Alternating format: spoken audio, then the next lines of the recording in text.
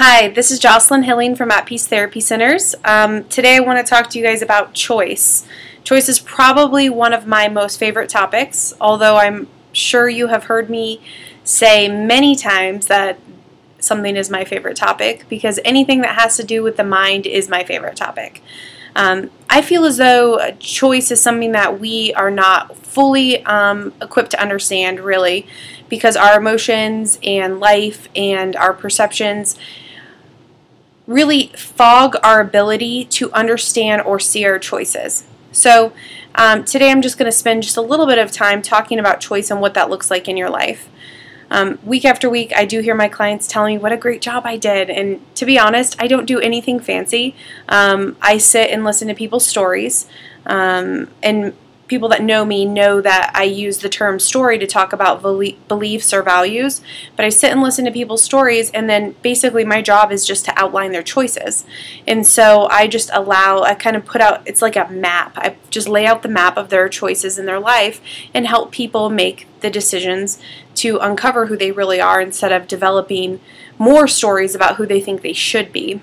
One of my most favorite things to tell people is that they're not broken.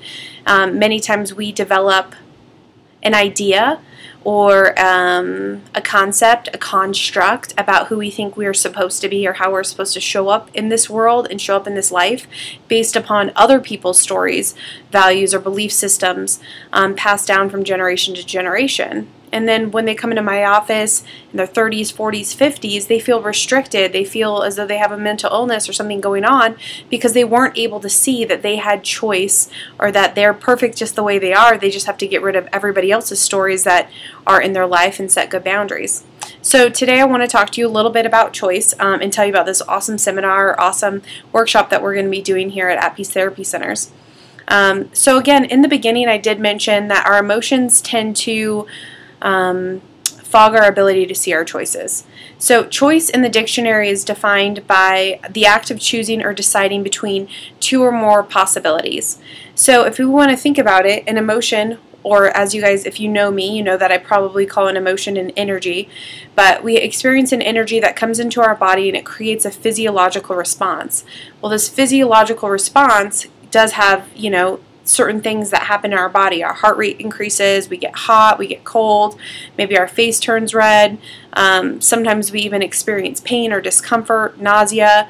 Lots of different things happen when we experience energy or emotion.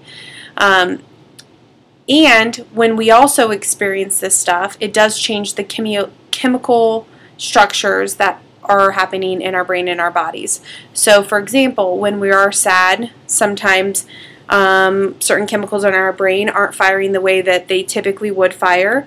When we're angry, we could cut open the brain of somebody that's angry and it looks like somebody that's on drugs. I mean, our brain is flooded with blood, norepinephrine is increased, lots of different things are happening.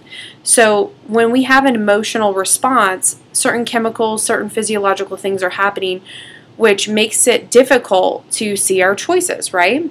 So if you're still following, basically one of the things that I want to teach people how to do is I want to teach people how to merge a new strategy that I've kind of played with is called emotional emergence, but merge our emotional experience, collect our energies so that we tend to be more in control of this experience. Now we can't control how we feel, but we can control how we perceive how we feel. We can control the stories around our emotional experience, and we can also control our actions when we are experiencing energies. So a lot of the times, let's use anxiety for an example. Let's say I go into an extremely crowded place and all of a sudden my body is physiologically reacting to the crowd of people, right? My heart rate is increased, maybe I feel nauseous, maybe I feel dizzy. First thing that I want to do as a person is I want to logically explain what is happening to my body. So I create a story, right? And so this story is developed in my intellect, and I'm thinking about this story going, oh, well, I have anxiety because I don't like crowds, okay? Now we have a story that says I don't like crowds, which probably is going to limit us, right? Because we're not going to go be around crowds because then that creates anxiety.